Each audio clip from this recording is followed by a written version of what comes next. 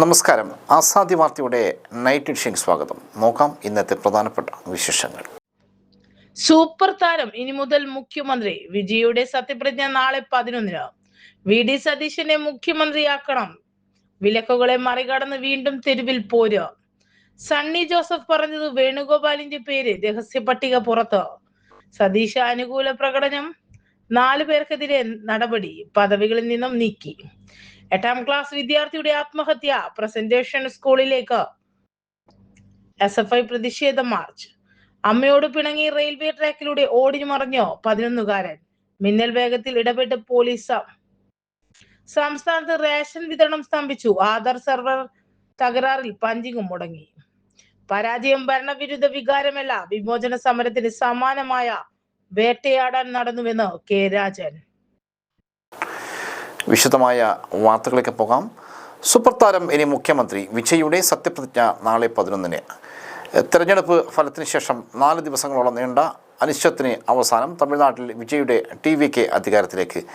കോൺഗ്രസിനൊപ്പം CPI, CPM, VCK എന്നീ കക്ഷികളുടെ കൂടി പിന്തുണ ലഭിച്ചതോടെയാണ് TVKക്ക് ഭരണത്തിലെത്താൻ വേണ്ട കേവല ഭൂരിപക്ഷമായത്. ആരാധകരുടെ ഇളയ ദളപതി തമിഴ്നാടിൻ്റെ മുഖ്യമന്ത്രിയായി ശനിയാഴ്ച രാവിലെ 11 മണിക്ക് സത്യപ്രതിജ്ഞ ചെയ്യും. കേവല ഭൂരിപക്ഷത്തിന് 112 സീറ്റുകൾ ആവശ്യമാണെന്നിരിക്കെ വിജയുടെ പാർട്ടിക്ക് ഒറ്റയ്ക്ക് 108 സീറ്റുകൾ മാത്രമേ ഉണ്ടായിരുന്നുള്ളൂ. ഭൂരിപക്ഷം തെളിയിക്കാതെ സർക്കാർ രൂപീകരിക്കാൻ അനുവദിക്കില്ലെന്ന് ഗവർണർ RV അർലേക്കർ നിലപാടെടുത്തോടെയാണ് സഖ്യ ചർച്ചകൾ സജീവമായത്.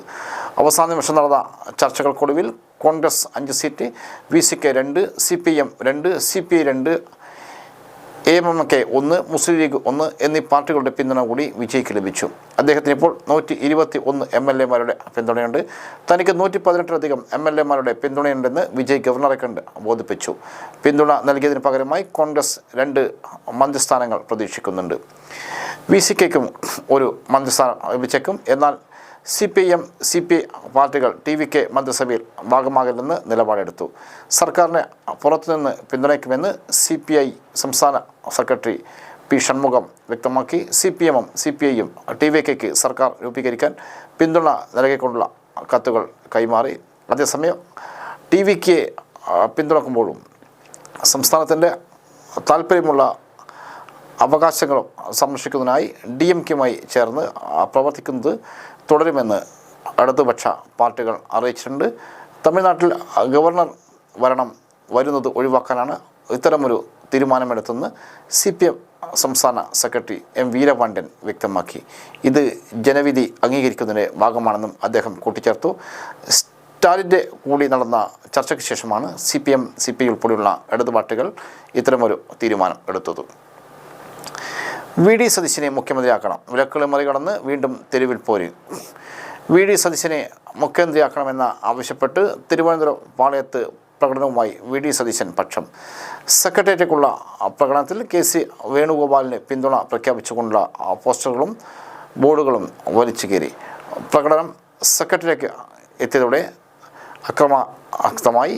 കുഞ്ഞുഞ്ഞിന് ശേഷം KC എന്ന വാചകത്തോടെ എഴുതിയ മുൻ മുഖ്യമന്ത്രി ഉമ്മൻചാണ്ടിയുടെയും KC വേണുഗോപാലിൻ്റെയും ചിത്രം ഉൾപ്പെടുത്തിയിട്ടുള്ള കൂറ്റൻ ബോർഡ് വലിച്ചു കീറുകയും പകരം വി.ഡി. സതീശൻ്റെ പോസ്റ്റർ പതിപ്പിച്ചുമാണ് അനുകൂലികൾ തൻ്റെ രോക്ഷം അറിയിച്ചത്.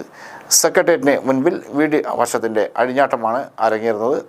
പട നയിച്ചവൻ നാട് ഭരിക്കട്ടെ എന്ന മുദ്രാവാക്യം മുഴക്കിയാണ് പ്രകടനം. പരസ്യമായ പ്രകടനങ്ങൾ നടത്തുന്നതിനുള്ള KPCC വിലക്ക് മറികടന്നാണ് വി.ഡി. സതീശൻ അനുകൂലികളുടെ പ്രകടനം.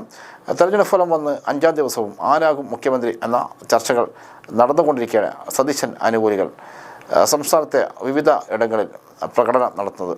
MLA-മാരിൽ ഭൂരിപക്ഷം KC വേണുഗോപാലിനെ പിന്തുണയ്ക്കുന്ന വിവരം പുറത്തു വന്നതോടെ വി.ഡി. പക്ഷത്തിൻ്റെ തർക്കം തെരുവ് യുദ്ധത്തിലേക്ക് വഴിമാറിയത്. KPCC പ്രസിഡന്റ് സണ്ണി ജോസഫിൻ്റെ മണ്ഡലമായ പേരാവൂരിലെ ഇരിട്ടിയിലും വി.ഡി. സതീശൻ അനുകൂലികൾ പ്രകടനം നടത്തി.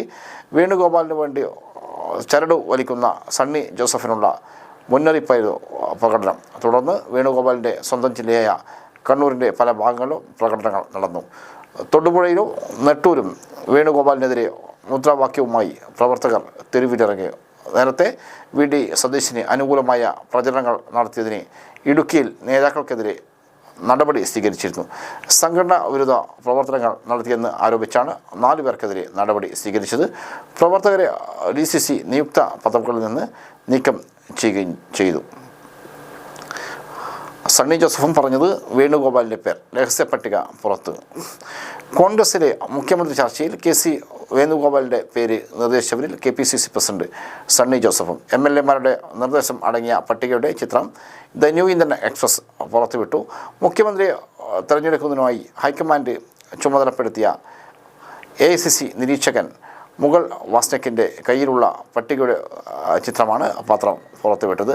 സണ്ണി ജോസഫിനെ കൂടാതെ T. Siddique, Sandeep Variyar, Sajeev Joseph, TO Mohan, Usha Vijayan, K. Neelakantan തുടങ്ങിയവർ വേണുഗോപാലിനെ പിന്തുണച്ചു. IC ബാലകൃഷ്ണൻ വേണുഗോപാലിനെയും രമേശ് ചെന്നിത്തലയെയും പിന്തുണച്ചു. പട്ടികയുടെ ആദ്യ പേജിൽ മുൻ പ്രതിപക്ഷ നേതാവ് VD സതീശൻ്റെ പേര് ഇല്ല. കോൺഗ്രസിൻ്റെ 63 MLA-മാരിൽ 47 പേരുടെയും പിന്തുണ വേണുഗോപാലിനാണ്. ചെന്നിത്തലയ്ക്ക് 8 MLA-മാരുടെ പിന്തുണ ലഭിച്ചതായാണ് സൂചന.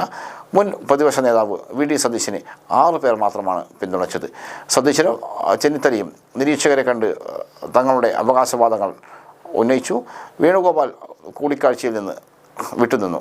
നിരീക്ഷകരായ അജയ് മാക്കനും മുഗൾ വാസ്നിക്കും MP-മാരുമായും മുതിർന്ന നേതാക്കളുമായും കൂടിക്കാഴ്ച നടത്തി.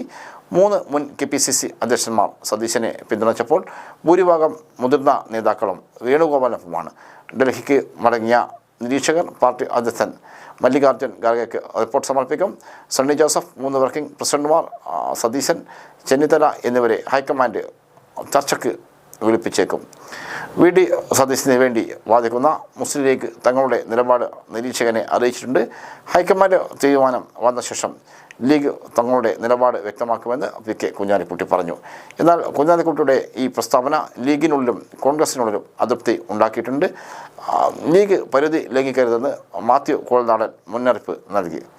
കേരള കോൺഗ്രസ് ജോസഫ് പരസ്യമായി സതീശനെ പിന്തുണയ്ക്കുന്നു സൂചന നൽകിയെങ്കിലും നിരീക്ഷകർക്ക് മുന്നിൽ പ്രത്യേക പേര് നിർദ്ദേശിച്ചിട്ടില്ലെന്ന് വ്യക്തമാക്കി.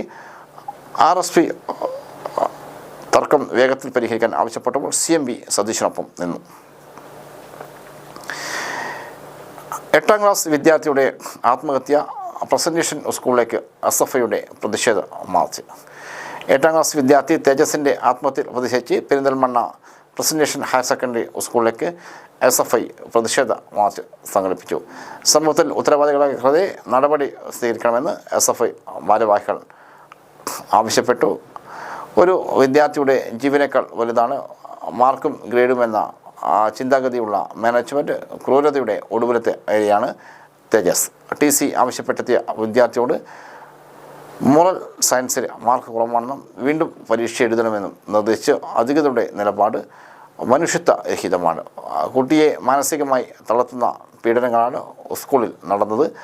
മുട്ടിലിരുത്തി ശിക്ഷിക്കുക, ആനുവൽ ഡേയിൽ നിന്ന് വിലക്കുക തുടങ്ങിയ ശാരീരിക മാനസിക പീഡനങ്ങൾ കുട്ടിയെ ആത്മവിശ്വാസം തകർത്തു. കുടുംബത്തിൻ്റെ പ്രതീക്ഷകളും സ്വപ്നങ്ങളും തള്ളിക്കെടുത്തിയവർക്കെതിരെ ജനകീയ പ്രതിഷേധം ഉയരണമെന്നും SFI പറഞ്ഞു. തേജസ്സിന് ആത്മഹത്യ അധ്യാപകരുടെ പീഡനം മൂലമാണ് പരാതി. ജോസിൻ്റെ അച്ഛൻ ചിരട്ടമണ്ണ പൂങ്ങോട്ടിൽ ഹരീഷാണ് സ്കൂളിലെ അധ്യാപകർക്കെതിരെ വ്യാഴാഴ്ച ജില്ലാ പോലീസ് മേധാവിക്ക് പരാതി നൽകിയത്. ഈ മാസം 2-നാണ് തേജസ്സിനെ വീട്ടിലെ കിടപ്പുമുറിയിൽ ആത്മഹത്യ ചെയ്ത നിലയിൽ കണ്ടെത്തിയത്. അസ്വാഭാവിക മരണത്തിന് പെരിന്തൽമണ്ണ പോലീസ് കേസെടുത്തെങ്കിലും നടപടി ഉണ്ടായില്ലെന്ന് പരാതിയിൽ പറയുന്നു. തമിഴ്നാട്ടിൽ വീണ്ടും ട്വിസ്റ്റ്. വിജയ്ക്ക് തടയിടാൻ പുതിയ നീക്കം. സത്യപ്രതിജ്ഞ നാളെയില്ലെന്ന് ഗവർണർ. തമിഴ്നാട്ടിൽ TVK സത്യപ്രതിജ്ഞയ്ക്ക് തയ്യാറെടുക്കുമ്പോൾ തമിഴക രാഷ്ട്രീയത്തിൽ വീണ്ടും ട്വിസ്റ്റ്. എടപ്പാടി പളനിസ്വാമിയെ മുഖ്യമന്ത്രിയാക്കണമെന്ന് അവകാശപ്പെട്ട് AMMKയുടെ നേതാവായ TTV ദിനകരൻ ലോക്ഭവനിലെത്തി ഗവർണർക്ക് കത്ത് നൽകി. തനിക്കൊപ്പമുള്ള മന്നാർകുടി MLA S കാമരാജ് TVKക്ക് പിന്തുണ നൽകിയതായി ചില മാധ്യമങ്ങളിൽ വാർത്ത കണ്ടെന്നും എന്നാൽ അങ്ങനെ ഒരു പിന്തുണ നൽകിയിട്ടില്ലെന്നോ ഗവർണറെ അറിയിക്കുന്നതിന് വേണ്ടിയാണ് താൻ ലോക്ഭവനിൽ പോയതെന്നും അദ്ദേഹം മാധ്യമങ്ങളോട് പറഞ്ഞു. തന്റെ പേരിൽ TVK വ്യാജ കത്തുണ്ടാക്കിയെന്നും ഇക്കാര്യത്തിൽ ഒരു അന്വേഷണം ഉണ്ടാകണമെന്നും TTV ദിനകരൻ പറഞ്ഞു. അതുവരെ വിജയെ സത്യപ്രതിജ്ഞയ്ക്ക് ക്ഷണിക്കരുതെന്നും എടപ്പാടി പളനിസ്വാമിയെ മുഖ്യമന്ത്രിയാക്കാൻ ക്ഷണിക്കണമെന്നുമാണ് TTV ദിനകരൻ ഗവർണർക്ക് നൽകിയ കത്തിൽ ആവശ്യപ്പെട്ടിട്ടുള്ളത്.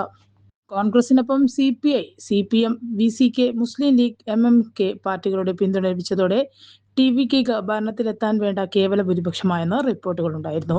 ഇതോടെ വിജയ് തമിഴ്നാട് മുഖ്യമന്ത്രിയായി ശനിയാഴ്ച രാവിലെ 11 മണിക്ക് സത്യപ്രതിജ്ഞ ചെയ്യുമെന്ന റിപ്പോർട്ടുകളും പുറത്തുവന്നു.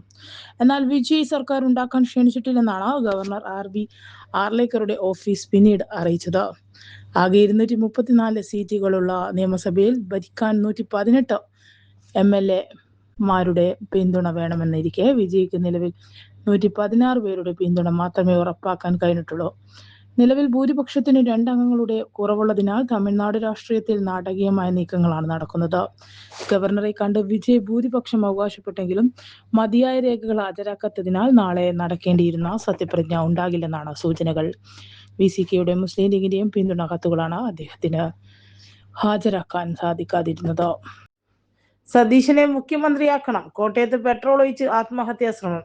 VD സതീശനെ മുഖ്യമന്ത്രിയാക്കണമെന്നാവശ്യപ്പെട്ട് ദേഹത്ത് പെട്രോൾ ഒഴിച്ച് കോൺഗ്രസ് പ്രവർത്തകന്റെ ആത്മഹത്യാശ്രമം. കോട്ടയം കുറുപ്പന്തറ സ്വദേശി ഫ്രാൻസിസ് ആണ് പ്രതിഷേധിച്ചത്. ദേഹത്ത് പെട്രോൾ ഒഴിച്ച ശേഷം ലേറ്ററുമായി ഓട്ടോറിക്ഷയ്ക്ക് മുകളിൽ കയറി നിന്നു. സതീശനെ മുഖ്യമന്ത്രിയാക്കണമെന്നും അതിനാണ് താൻ വോട്ട് ചെയ്തതെന്നും ഫ്രാൻസിസ് പറഞ്ഞു. പോലീസ് അനുനയിപ്പിച്ച് താഴെയിറക്കിയ ശേഷം ഫ്രാൻസിസിനെ കസ്റ്റഡിയിലെടുത്തു. മുഖ്യമന്ത്രി പദവിക്കായുള്ള കോൺഗ്രസിലെ തർക്കം തെരുവിൽ രൂക്ഷമായിരിക്കുകയാണ്. കഴിഞ്ഞ ദിവസങ്ങളിൽ സംസ്ഥാനത്തിന്റെ വിവിധ ഭാഗങ്ങളിലായി വിവിധ വിഭാഗം നേതാക്കളുടെ അണികൾ പ്രകടനങ്ങൾ നടത്തുകയും ഫ്ലെക്സ് ബോർഡുകൾ സ്ഥാപിക്കുകയും ചെയ്തു.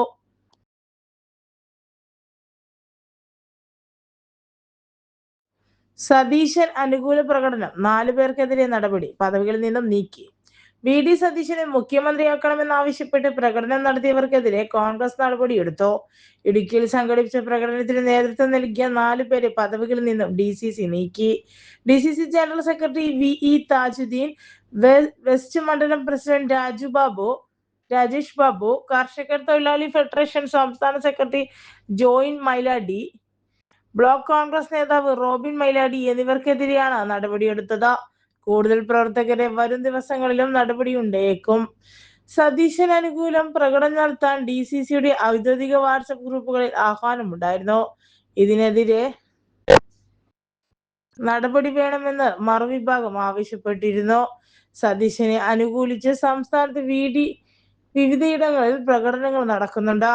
KC വേണുഗോപാലിനെ മന്ത്രിയാക്കണമെന്ന് ആവശ്യപ്പെട്ട് മറുവിഭാഗം ഫ്ലെക്സ് ബോർഡുകളും ഉയർന്നിട്ടുണ്ട്. രമേശ് ചെന്നിത്തലയുടെ അണികൾ മുഖ്യമന്ത്രി കസേര ആവശ്യപ്പെട്ട് ബോർഡുകൾ സ്ഥാപിച്ചിട്ടുണ്ട്. അമ്മയോട് പിണങ്ങി റെയിൽവേ ട്രാക്കിലൂടെ ഓടിമറിഞ്ഞ് 11-കാരൻ.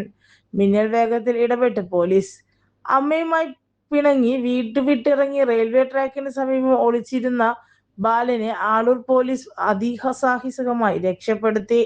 കുട്ടിയെ കണ്ടെത്താനായി റെയിൽവേ അധികൃതരുമായി ബന്ധപ്പെട്ട് ട്രെയിനുകൾ തടഞ്ഞുവെച്ച പോലീസിന്റെ ജാഗ്രത വലിയൊരു അപകടം ഒഴിവാക്കി.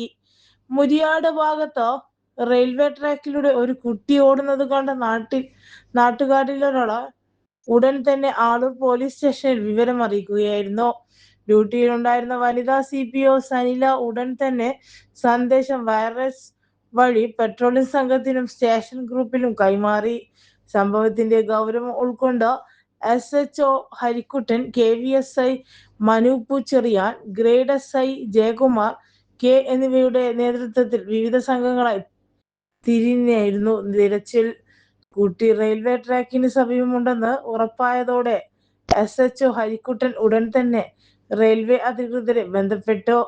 അപകട സാധ്യത കണക്കിലെടുത്ത് ആ സമയം പാളത്തിലൂടെ വരേണ്ടിയിരുന്ന ട്രെയിനുകൾ ബ്ലോക്ക് ചെയ്യിപ്പിച്ചു. തുടർന്ന് ട്രാക്കിലൂടെ കാൽനടയായി നടത്തിയ പരിശോധനയിലാണ് CP ഓമാര, Sreejith S, Sinesh KS എന്നിവർ മുരിയാട് പൂവശ്ശേരിക്കാവ് മനപ്പടി റെയിൽവേ ഗേറ്റുകൾക്കിടയിലെ കാടിനുള്ളിൽ ഒളിച്ചിരുന്ന കുട്ടിയെ കണ്ടെത്തിയത്. ട്രെയിൻ വരുന്നത് കാത്ത് മരങ്ങൾക്കിടയിൽ പതുങ്ങിയിരുന്ന കുട്ടി പോലീസ് ഉദ്യോഗസ്ഥർ സ്നേഹപൂർവ്വം അനുനയിപ്പിച്ചാണ് കുട്ടിയെ കൂട്ടിക്കൊണ്ടുപോയത്. തുടർന്ന് കുട്ടിയെ സുരക്ഷിതമായി വീട്ടിലെത്തിച്ച് മാതാപിതാക്കളെ ഏൽപ്പിച്ചു.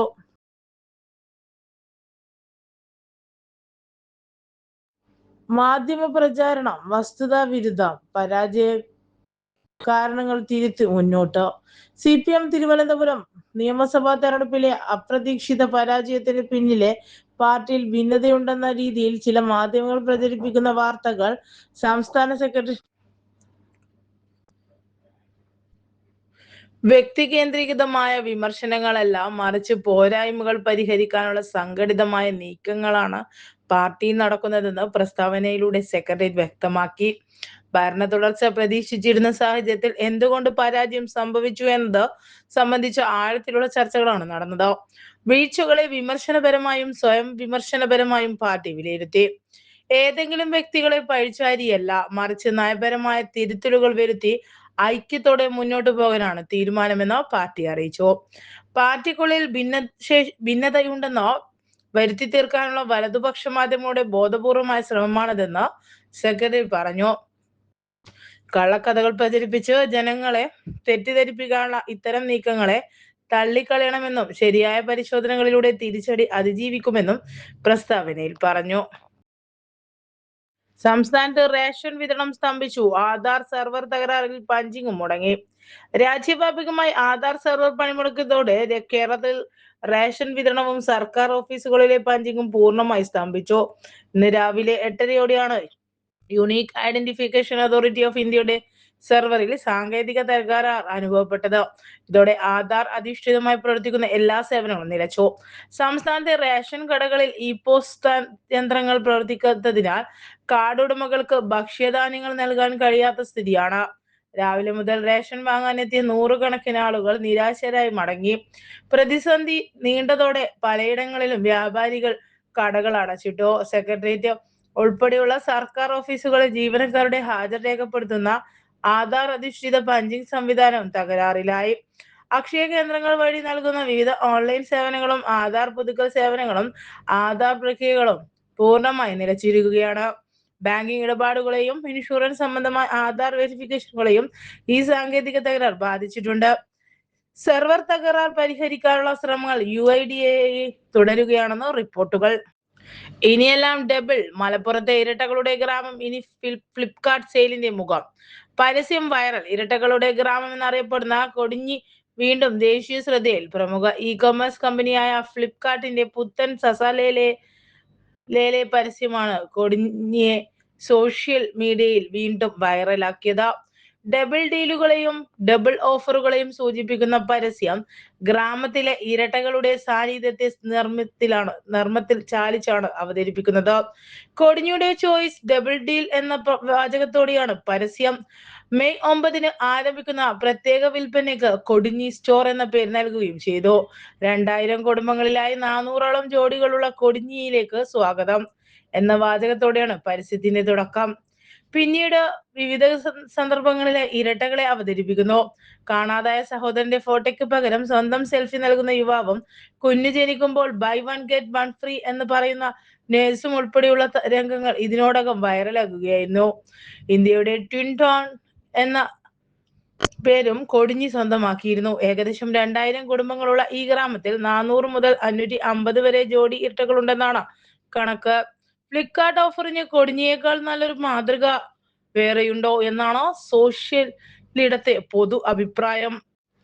പരാജയം ഭരണവിരുദ്ധ വികാരമല്ല, വിമോചന സമരത്തിന് സമാനമായ വേട്ടയാടൽ നടന്നുവെന്ന് കെ രാജൻ. നിയമസഭാ തെരഞ്ഞെടുപ്പിലെ LDFന്റെ തിരിച്ചടി ഭരണവിരുദ്ധ വികാരം മൂലമാണെന്ന പ്രചരണങ്ങളെ തള്ളി CPM നേതാവും മുൻ മന്ത്രിയുമായ കെ രാജൻ. തെരഞ്ഞെടുപ്പ് തോൽവിയുടെ ഉത്തരവാദിത്തം മുഖ്യമന്ത്രി പിണറായി വിജയന്റെ തലയിൽ കെട്ടിവെക്കാനുള്ള നീക്കം അംഗീകരിക്കില്ലെന്ന് അദ്ദേഹം വ്യക്തമാക്കി.